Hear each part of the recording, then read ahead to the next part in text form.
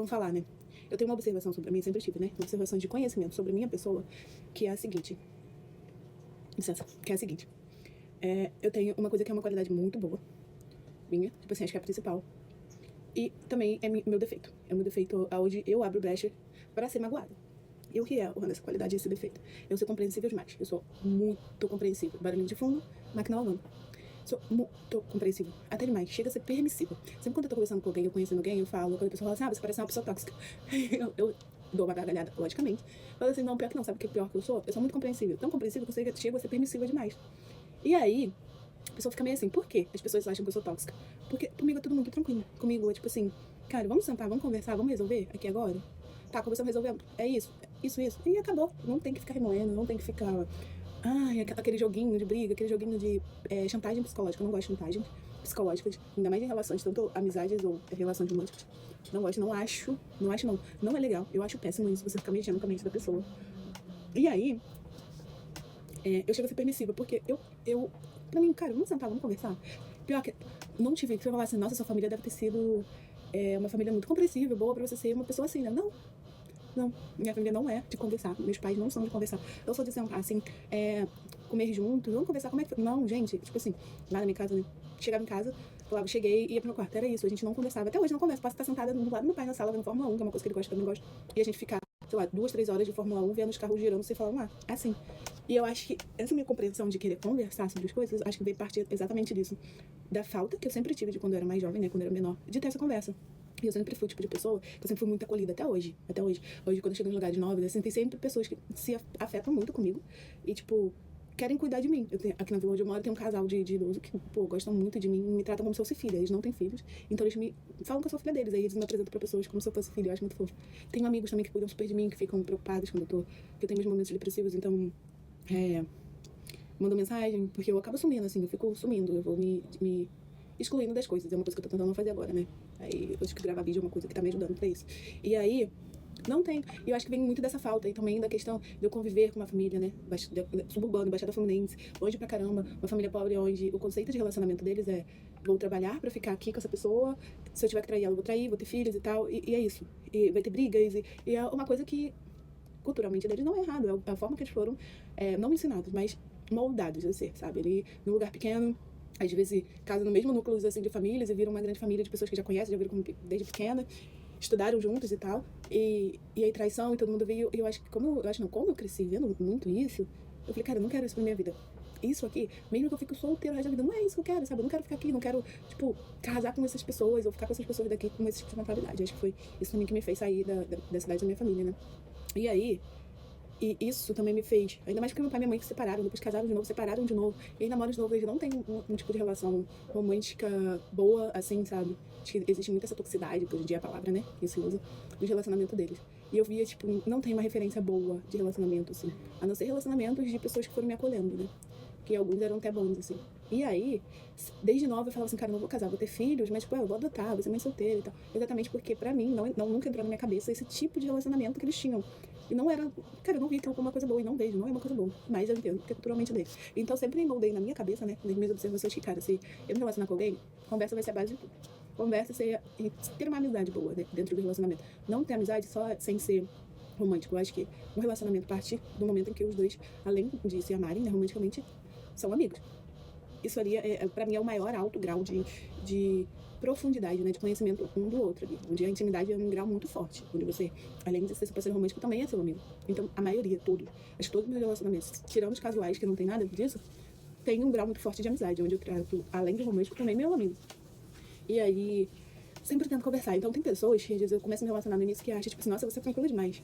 Pra você tudo tá bom. Eu falo, cara, mas vai adiantar? Eu falo, mas o que tem? Vai adiantar eu ficar aqui discutindo com você 10 vezes a mesma coisa? Não vai. Então, por que a gente não tem uma conversa só, mais que dure 3, 4 horas essa conversa e resolve isso agora, do que todo dia a gente ficar se bicando por uma coisa boba e fingir que não existe, sabe? Então, e eu vejo hoje em dia essa coisa muito líquida nos relacionamentos, onde a gente chama agora de... Qual o nome? Esqueci agora. Love bomb, né? Chama de love bomb. A pessoa vem muito intensa, com muito amor pra dar.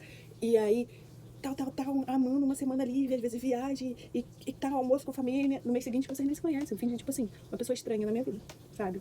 E, é assim, as pessoas tinham a dopamina ali das corridas e tal, que eu acho que a corrida tá caindo. um pouco essa galera que se isola, né? E, tipo, tá entrando nessa parada do love bomb, onde as pessoas estão colecionando relacionamentos, sabe? Uma semana tá com uma, outra semana tá com outra. Nunca foi assim. Primeiro que eu demorei muito. Não demorei, né? Mas levei um tempo pra namorar. Meu primeiro relacionamento, de fato, foi com 21 anos. Não acho que demorou, não. E aí foi um relacionamento muito longo, de 6 anos. E aí eu terminei, fiquei 3 anos, né? Terminei, eu tinha 28. Isso, eu tinha 28. Voltei a namorar agora com 31. E, claro que no meio desses 3 anos, saí com muitas pessoas e tal. Tive uma época... O primeiro ano, então, péssimo, assim. Eu era muito casual. Saía todo final de semana, casual, tava vivendo a vida. Porque meio que eu passei minha adolescência toda, né? 21 anos. Ali, namorando, então... E antes, tipo, sei lá, tive 5 pessoas na minha vida. Então eu queria aproveitar o máximo, eu aproveitei. E aí eu namorei agora há pouco tempo. Tô solteira tem 4 meses. E aí eu aproveitei muito. E aí esse último relacionamento teve... Teve alguns problemas, né? Não vou dizer problemas, tipo, caraca, traição. Também não sei se teve traição, porque não dá pra descobrir, assim. Ainda mais quando vocês moram longe um do outro. E eu confio na pessoa. Se eu entrar no relacionamento com você, eu tenho que confiar em você. Porque não tem propósito eu entrar no relacionamento se eu não confio em você. A partir do momento que eu começo a desconfiar, porque alguma coisa tá acontecendo. E eu tô percebendo, só que eu ainda não descobri o que é. E aí, entrei no relacionamento e tal, foi muito bom. E de início, tipo, teve aquela paixão muito forte e tal. E eu falei, cara, deve ser um love bomb do caralho isso aqui. Mas até que foi rolando. E aí deu um namoro. Mas eu percebi que, tipo assim, tava meio que... Parecia que era de acordo com o que eu queria. Se eu mostrasse interesse, a outra pessoa também mostrava interesse. E aí eu via que fazia, mas não fazia... Não sei. Porque também eu não forço ninguém. Eu falei, cara, deixa claro, olha, não quero que você faça nada que você não quer, você tem que querer. E aí, tipo, aí teve o pedido, e foi um pedido meio assim, não teve nada, muito bonito, romântico e nada. Queria, né, mas também eu não posso fazer a pessoa fazer o que eu quero, mas seria legal. Foi só um, tipo, tava deitada, quer namorar comigo? Tá, quero. Foi isso.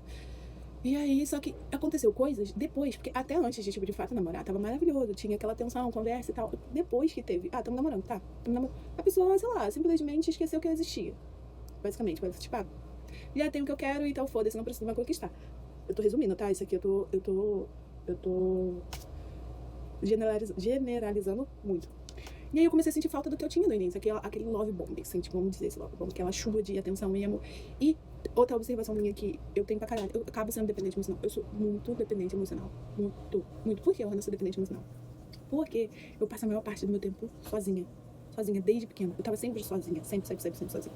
Então, quando eu tinha um pouco de atenção, eu sou muito carinhosa. Então, quando eu tinha um pouco de atenção, eu queria toda aquela atenção, porque quando a primeira vez que isso aconteceu, né, de ter atenção, eu fiquei, caraca, isso que é atenção, uma pessoa te escutar e tal. Então, acabou que eu me tornei uma pessoa dependente. Mas não uma pessoa dependente de qualquer pessoa, sabe? Não é, você me falou oi comigo, conversa 10 minutos, não.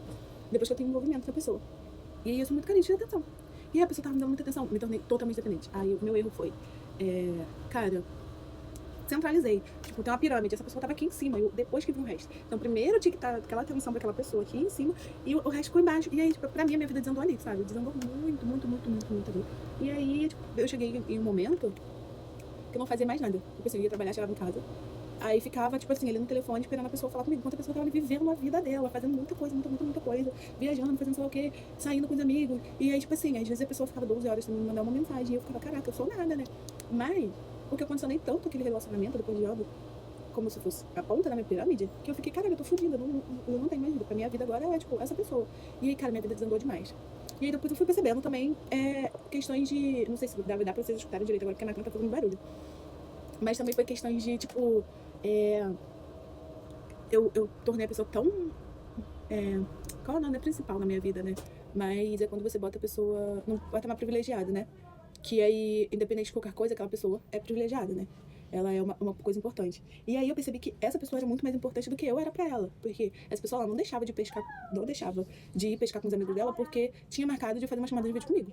Sabe? Sendo que já tinha marcado de fazer chamada de vídeo. Eu ficava esperando, mas ela escolhia sair com os amigos. E não fazer o que ela tinha combinado comigo. E aí chegava no outro dia mandando um bom dia como se nada tivesse acontecido. Uma das coisas que aconteceu. E aí que entra o meu defeito de compreensão demais. Eu compreendia, falava, tudo bem, porque quer passar tempo com os amigos e tal. Mas aí depois eu comecei a pensar, cara, ele tá sempre com os amigos porque trabalha com eles. E comigo a gente não tá sempre. Porque ele não pode separar 2 horas do dia dele pra estar comigo.